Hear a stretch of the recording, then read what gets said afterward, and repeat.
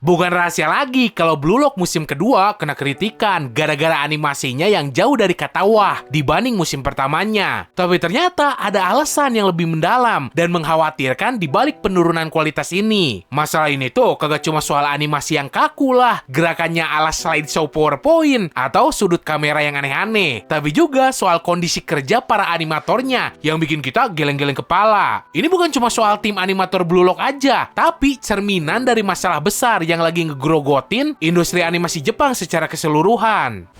初見で止めるのはまず無理だろ。ここだ、最終ライン。外へ抜けるお前へのラストパス。思考見え見えなんだよ、バカ潔。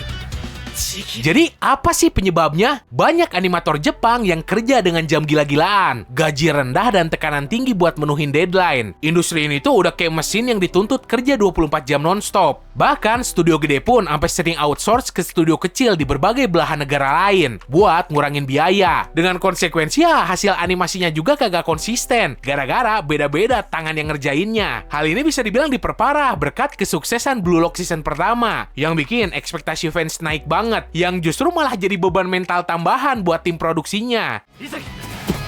Yokase, kochi! Rinが俺に連動してくれてる。七瀬も来てる。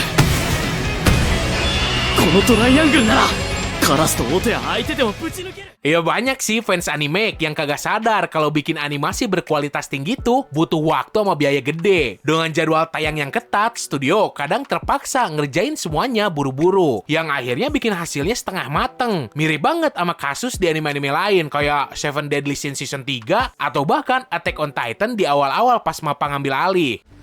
壁はもううんざりだ。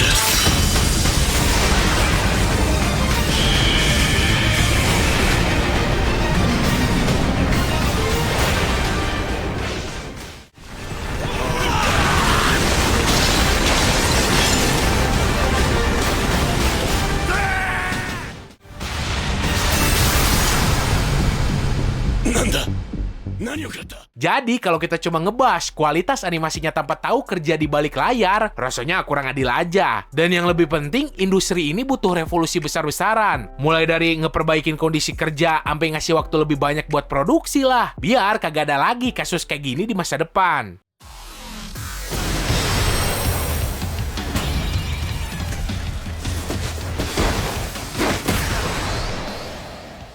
Seorang animator Blue Lock dengan nama Martin Kings akhirnya buka suara soal pengalaman pribadinya ngerjain anime ini. Ambil ngasih komentar kayak dokter di sinetron pas gagal nyelamatin pasien, yang katanya kami sudah melakukan yang terbaik. Di video TikToknya, Doi curhat tentang gaji rendah dan waktu yang super mepet, yang harus Doi sama rekan-rekannya adepin buat nyelesain project Blue Lock. Bahkan nih orang bilang kalau Doi akhirnya resign karena udah kagak tahan sama perlakuan kayak gitu. Kasus kayak gini tuh sayangnya udah jadi cerita basi di dunia anime studio zaman modern, yang cuma bikin masalah kerja Rodi animator makin terekspos. このゴール前の超混戦を制したやつがゴールを手にする。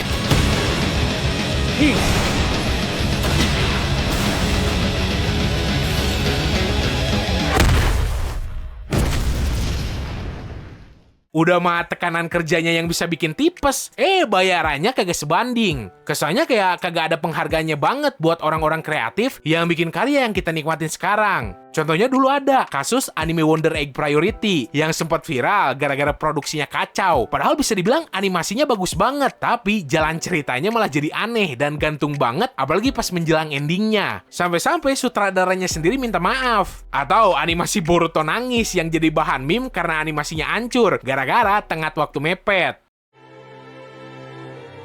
Boruto. Ato wa tamon.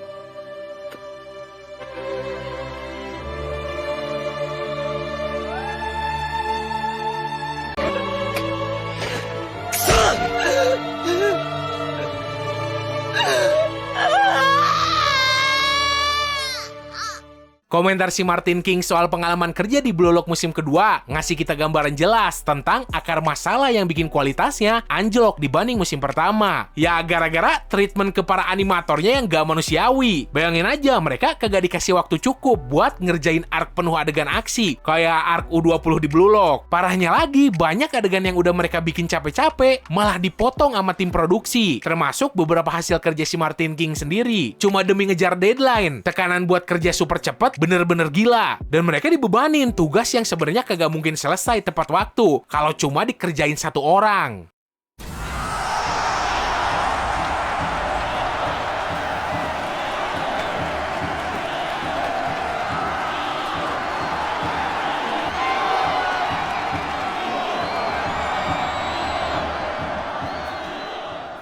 Tim animasi dan produksi Blue Lock dari awal emang udah punya beban berat, dan sayangnya itu kebawa ke hasil akhirnya yang kelihatan banget. Cuma masalah busuk ini kagak cuma dialamin studio 8-bit aja. Studio MAPPA yang terkenal ngerjain Attack on Titan, Jujutsu Kaisen, sampai Chainsaw Man juga pernah kena sorotan gara-gara cara mereka nge-treatment animatornya. 11番が10番の周りを細かく動くから10番の選択肢が跳ね上がって捕まえきれない。やばっ、ここでヒールパス引っ張り出された。 Seperti yang lo tahu, MAPPA kan super sibuk beberapa tahun terakhir, dan ambisi mereka buat ngambil banyak proyek sekaligus malah bikin staffnya kalap. Bayangin aja, banyak animatornya harus kerja 12 jam sehari, 7 hari seminggu, sambil ngerjain beberapa proyek sekaligus. Gak heran kalau hasilnya kadang jadi kurang maksimal, dan beberapa di antara mereka ada yang sampai nginep di kantor berminggu-minggu, kagak bisa ketemu anak sama istri. Parahnya kagak ada bonus gaji buat jam lembur. Industri anime kayaknya udah kagak peduli sama kesejahteraan orang-orang yang ngerjain di belakang layar. Yang penting ngeluarin modal seminimal mungkin dan dapat untung banyak dari penjualan lisensi sama Blu-ray.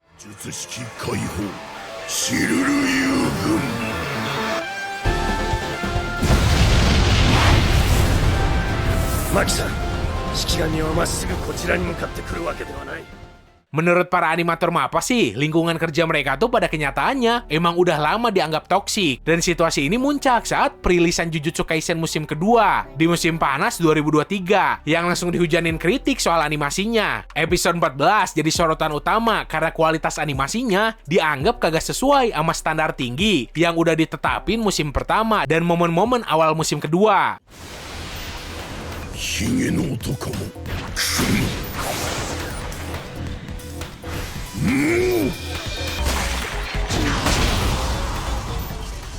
Lebih parahnya lagi, si sutradara animasi Jujutsu Kaisen yang bernama Nobile Rokia sempat bikin pernyataan di X kalau episode 17 baru selesai sekitar 30% pas ditayangin. Hal itu berarti sebagian besar adegan dikebut mepet deadline, yang pastinya bikin animatornya kerja lembur habis-habisan. その当主もこういう使い方をしたんだろう。古部ゆらゆら。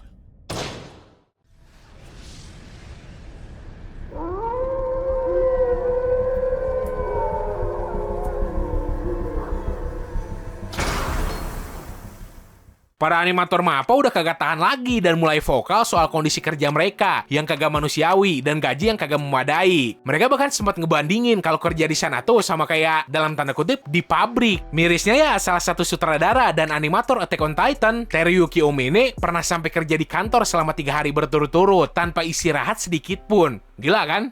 エゴイスティックなアドリブがこの状況を作り出した。相手を崩した今ならやってきたことが実を結ぶ。練習が刺さる。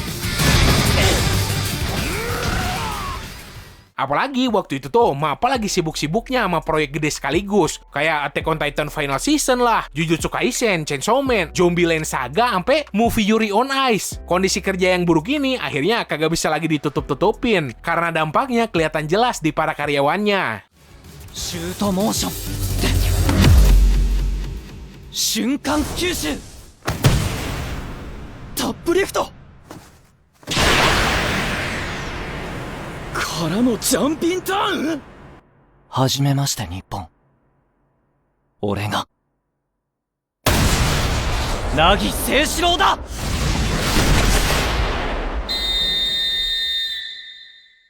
Walaupun gitu, MAPPA sempat nyoba ngeperbaikin keadaan dengan ngebangun studio aneks, sebuah fasilitas tambahan yang katanya dirancang buat bikin waktu kerja jadi lebih nyaman. Tapi ya, usaha ini masih dianggap belum cukup kalau kita ngelihat tekanan kerja dan beban proyek yang kagak realistis. Kalau terus kayak gini, reputasi MAPPA bisa aja makin buruk meskipun mereka bikin anime-anime populer.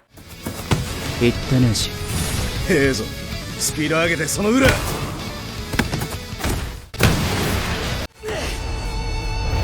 ブルーロック最速の韋立て。 風穴開けろお嬢。 Terbilang tragis sih, padahal Blue Lock tuh jadi manga bestseller sampai nyentuh 10,5 juta kopi di tahun 2023. Kirain bakal dapat perlakuan khusus, pada kenyataannya malah Kapten Tsubasa yang digarap tahun 1983 yang jauh lebih bagus animasinya.